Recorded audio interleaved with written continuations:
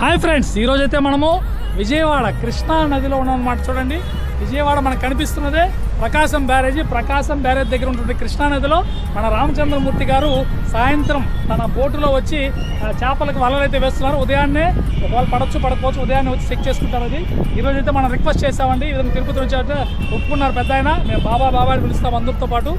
చాలా కష్టం ఈ వయసులో కూడా. చూడండి, తనకు తెలిసినటువంటి వృత్తి అయినటువంటి చేపలు పట్టే వృత్తిని చాలా జాగ్రత్తగా కాపాడుకుంటూ వస్తూ కృష్ణమ్మ తల్లిని నమ్ముకొని ప్రతిరోజు సాయంత్రం 5-5:30 అయ్యేటప్పటికి సూర్యం అస్తమించే టైంకి వచ్చేటప్పటికి ఇలా వల తెచ్చి వేసి వెళ్ళిపోతాడు. ఉదయంకంతా మళ్ళీ వస్తాడు.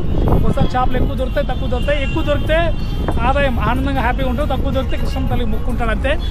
దొరికిన చేపల్ని కేజీ 70 రూపాయల నుంచి 250 రూపాయల వరకు అయితే ఆ యొక్క రకాలు బట్టి, ఈ యొక్క నదిలో దొరికేటువంటి చేపల యొక్క రకాలు బట్టి అమ్ముతారంట.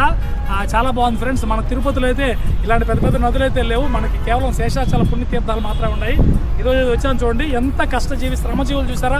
ఏసీ ఫ్యాన్ల కింద కూర్చొని హ్యాపీగా షర్టు నలక్కుంటా ఉద్యోగం చేసుకునేటువంటి ఈ కాలంలో కూడా ఇప్పటికీ కూడా తనకు తెలిసినటువంటి వృత్తిని దైవంగా భావిస్తూ కృష్ణమ్మ ఒడిలో ప్రతిరోజు తన యొక్క జీవన విధానాన్ని, తన యొక్క జీవితానికి సంబంధించినటువంటి ఈ యొక్క దీన్ని వెతుక్కునేటువంటి ఈ యొక్క మన పూర్తి పేరు చెప్పండి బాబాయ్.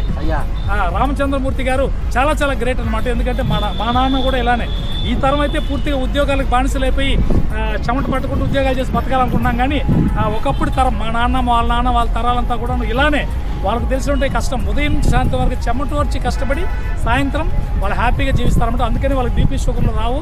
ఇప్పుడు ఫ్యాన్ల కింద వాటి కింద కూర్చోవడం బట్టి ఖచ్చితంగా బీపీ షుగర్లు అందరికీ చిన్న వయసులోనే వచ్చేస్తున్నాయి. ఫ్రెండ్స్, దయచేసి గమనించండి, కష్టపడండి, చెమట వాసనని గ్రహించండి. చాలా బాగుంటుంది.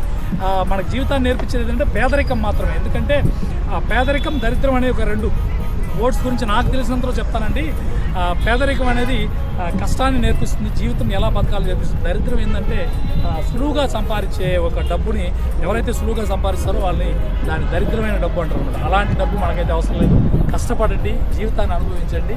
ఇలా మీకు వీలైనప్పుడు ఇలాంటి ఆహ్లాదకర ప్రదేశాల్లో రావడం చాలా చాలా రేరు. ఈరోజైతే నాకు అవకాశం వచ్చింది ఫ్రెండ్స్. తిరుపతి నుంచి విజయవాడకి వచ్చి ఇలా బోట్ చేస్తున్నాను సాయంత్రం వేళ. చాలా బాగుంది ఫ్రెండ్స్. బాయ్.